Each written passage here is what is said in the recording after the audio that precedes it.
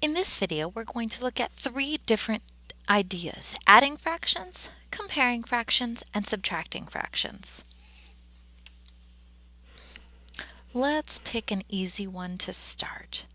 Let's do 5/8 and 3/8.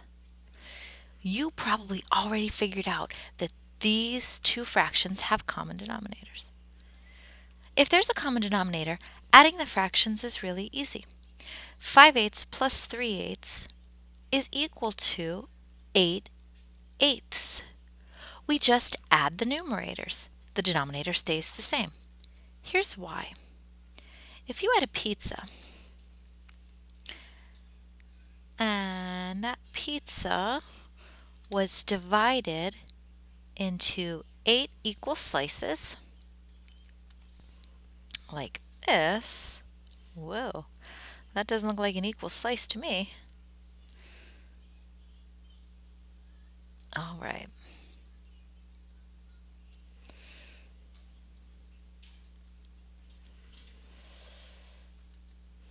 And if I ate 5/8 of the pizza because I was really hungry,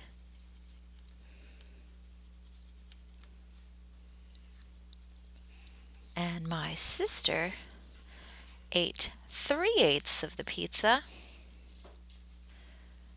altogether we would have eaten 8/8 of the pizza. 1, 2, 3, 4, 5, 6, 7, 8. 8/8 of the pizza. Now, if we were to compare 5/8 and 3/8, we can see that 5/8, which is right here in red, is greater than the green part, the 3/8. So that's an easy way to compare. Plus, since the denominators are the same, we know that the fraction is divided into the same number of parts. So we can look at the numerators, and 5 is larger than 3. That only works, though, if the denominators are the same. Now, when we subtract 5/8 minus 3/8, since again we have common denominators, we can just subtract the numerators. 5 minus 3 equals 2. Our answer is 2/8. If I had 5/8 like this,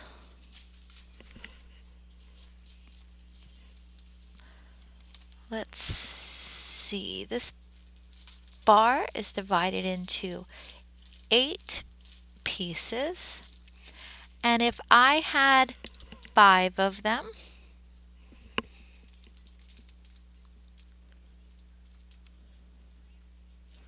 and I got rid of 3,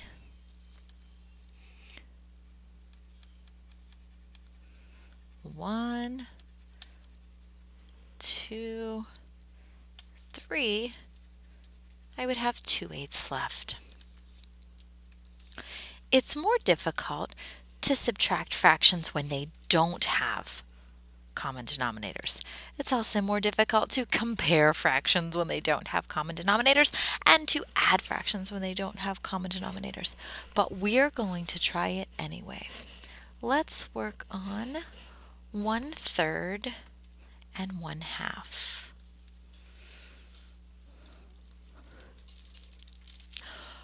1/3 plus 1/2 we can't do right away because the denominators are different.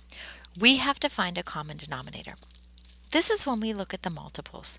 Multiples of 3 are 3, 6, 9, 12. Multiples of 2 are 2, 4, 6. Did you hear that? The 6 is the same. So let's rewrite these fractions with a denominator of 6. 1/3 is equal to how many sixths?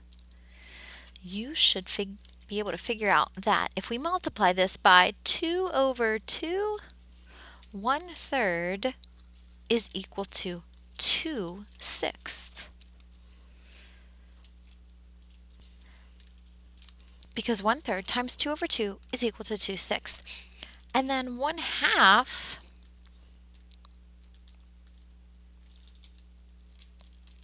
if we had to make that equal to 6, we could multiply 1/2 by 3 over 3, and 1 times 3 is 3, so 1/2 is equal to 3/6. Now, instead of adding 1/3 plus 1/2, we're adding 2/6 plus 3/6. 2/6 plus 3/6 is equal to 5/6. Now we can compare them because we already know that what we're really comparing, even though the fractions look like 1/3 and 1/2, we know that we're really comparing 2/6 and 3/6. Since those denominators are now the same, we can look at the numerators. 3 is bigger. So that means that 1/2 is bigger than 1/3. Let's look at this in a picture.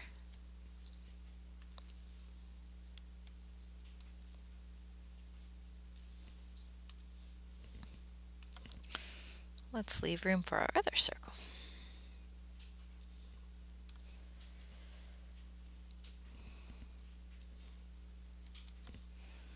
Okay, if I had this one divided into thirds, it would look like this, and 1/2 would look like that. Here's what 1/3 looks like, shaded in. Here's what 1/2 looks like. You can see that 1/2 is larger. 1/2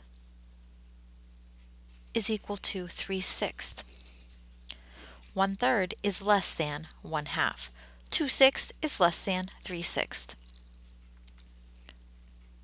See if you can subtract 1/3 minus 1/2. You probably realized that we can't subtract 2/6 minus 3/6, so let's reverse this and write 1/2, because that's the bigger fraction, minus 1/3. Remember, what we're actually subtracting is 3/6 minus 2/6. And what do we get when we subtract 3/6 minus 2/6? Did you figure it out? Did you get the answer of 1/6 because 3 minus 2 is 1? I certainly hope so. Let's try a few on your own. See if you can do these problems by yourself. Add, subtract, and compare 5/6 and 1/3. So you're going to do 5/6 plus 1/3. And you're going to compare 5/6 and 1/3. And then subtract 5/6 minus 1/3. See if you can figure out those answers on your own. Then let's try one more. 1/2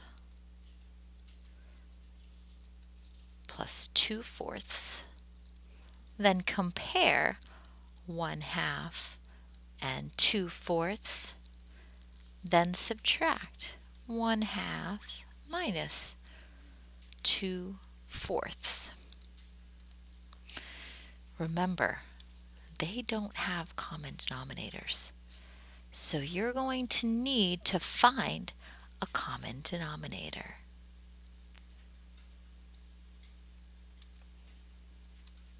I bet that you can do it. try these on your own. I'm sure that you'll be absolutely fantastic.